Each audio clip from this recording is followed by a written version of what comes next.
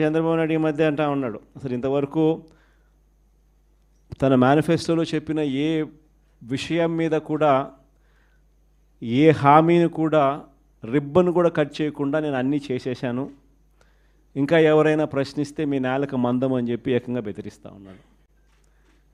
అసలు ఏమి చేసినావు స్వామి నువ్వు? ఇంతవరకు చేసింది ఏమీ లేదు, అప్పుడే అన్నీ చేసేసినానని చెప్తా ఉన్నావు. పైగా నిన్ను ఎవడన్నా ప్రశ్నిస్తే నీ నేలకు మందం అని చెప్పి నువ్వు మళ్ళీ బెదిరిస్తూ ఉండవు నువ్వు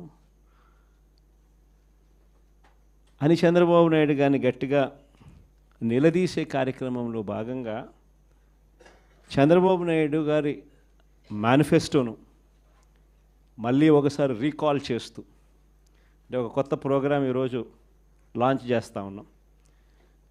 ఈ ప్రోగ్రాం నేను ఇక్కడ నుంచి లాంచ్ చేసిన తర్వాత 4 వారాల పాటు ఈ ప్రోగ్రాము రకరకాల స్థాయిల్లో జిల్లా స్థాయి నుంచి నియోజకవర్గ స్థాయి నుంచి మండల స్థాయి నుంచి గ్రామ స్థాయి, రకరకాల స్థాయిల్లో ఈ ప్రోగ్రాం అనేది ప్రతి ఇంటికి ఈ కార్యక్రమాన్ని తీసుకొని పోతాం.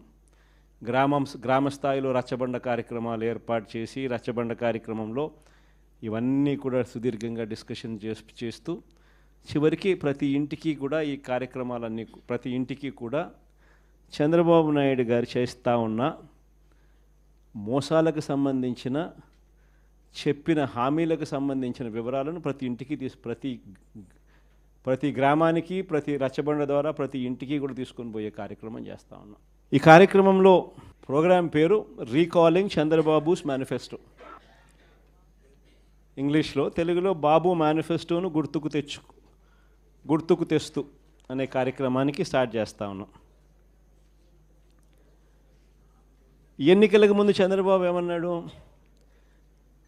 జగన్ చేస్తున్నవే కాకుండా మన ప్రజలు ఎక్కడన్నా ఈయన నమ్మరేమో అని చెప్పి మళ్ళా జగన్ చేస్తూ ఉన్నాడు, కనీసం ఈ పలావ్ అన్న పెడతా ఉన్నాడు జగన్, ఆ పలావ్ కూడా పోతుందేమో చంద్రబాబుని పొరపాటున చంద్రబాబుని నమ్మితే ఆయన మోసానికి అని చెప్పి చంద్రబాబు నాయుడు అప్పట్లో ఏమన్నాడు?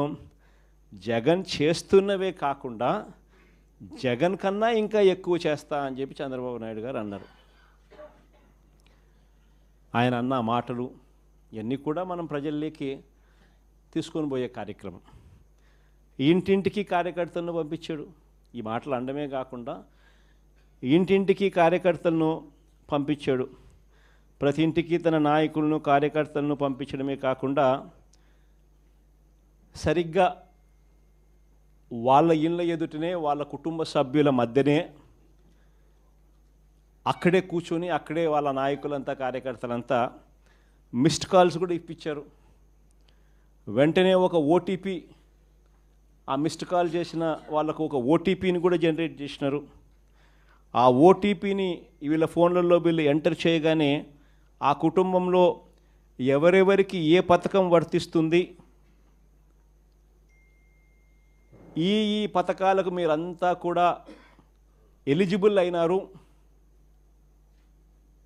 ఈ పథకాలకు సంబంధించిన డబ్బులన్నీ కూడా మీకు మీ కుటుంబంలో 5 మంది ఉన్నారు ఇల్లే అప్పటికప్పుడే కొట్టడము, మిస్డ్ కాల్ ఇమ్మని చెప్పడము, ఓటీపీ జనరేట్ చేయడము, ఓటీపీలో వెంటనే ఒక బాండ్ వచ్చేసేయడము. ఆ బాండులో ఏమని ఉంటాయి? చంద్రబాబు నాయుడు, పవన్ కళ్యాణ్ అనే మేమిద్దరము త్రికరణ శుద్ధితో ప్రమాణం చేస్తూ ఉన్నాము. ఏం బాండ్ మీద ఉన్న మాటలు ఇవన్నీ నా ప్రెస్ కాన్ఫరెన్స్లో ఇవన్నీ కూడా చూపించిన.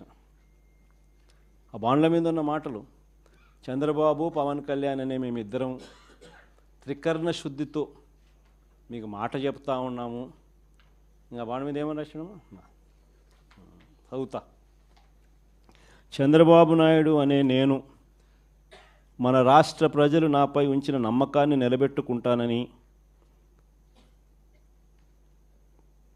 త్రికరణ శుద్ధితో ప్రమాణం చేస్తున్నాను.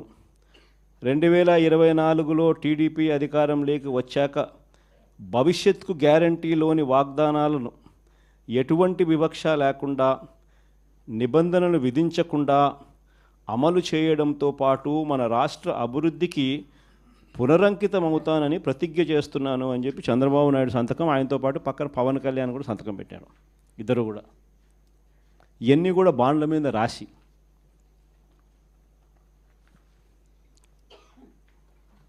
మీ కుటుంబంలో ఇంతమంది ఉండారు, ఇందులో మీ ఇద్దరికి తల్లికి వందనం కింద, మీ పిల్లలకు తల్లికి వందనం కింద మీకు ఇది ముగ్గురు పిల్లలు ఉన్నారు. ఈ ముగ్గురు పిల్లలు ఇంటూ 15,000 తల్లికి వందనం కింద మీకు 45,000 వస్తుంది. మీ ఇంట్లో ఇద్దరు 18 ఏళ్ళు నిండిన ఆడపడుచులు ఉన్నారు. వీళ్ళిద్దరికీ మీకు నెలకు 1,500 రూపాయలు చొప్పున, మీ ఇద్దరికి 18,000 రూపాయల చొప్పున మీకు వస్తుంది. మీ ఇంట్లో రైతు మీకు ఉన్నారు, మీ రైతుకు 20,000 కింద అన్నదాత సుఖీభవ కింద అదనంగా వస్తుంది. మీ ఇంట్లో ఉద్యోగం రాని పిల్లవాడు, ఉపాధి లేని పిల్లవాడు ఒక పిల్లవాడు ఉన్నాడు. ఆ పిల్లోనికి నెలకు 3,000 రూపాయలు చొప్పున 36,000 రూపాయలకు మీకు వస్తుంది. ఈ అన్ని పథకాలకు మీరు అర్హత సాధించినారు, అర్హత పొందినారు. మీరంతా ఈ పథకాలకు అర్హత పొందినారు. 2024 జూన్ నుంచి మీకు ఈ డబ్బులు జమ చేయడం మొదలెడతాము అని బాండ్ ఇచ్చి త్రికరణ శుద్ధితో ఈ మాటలు చెప్పి ఇదన్నీ జరిగినాయి. అసలు మనం ఎందుకు ఓడిపోయినాము అని అంటే, ఈ మాదిరిగా ప్రతి ఇంటికి ఈ మాదిరిగా బాండ్లు ఇచ్చి, ఈ మాదిరిగా మోసం చేసి, ఈ మాదిరిగా వాళ్ళని ప్రలోభాలు పెట్టి ఈ మాదిరిగా చేస్తున్నారు. కాబట్టి ఈ మాదిరిగా మనకు ప్రజలు 10% ప్రజలు మోసపోయినారు.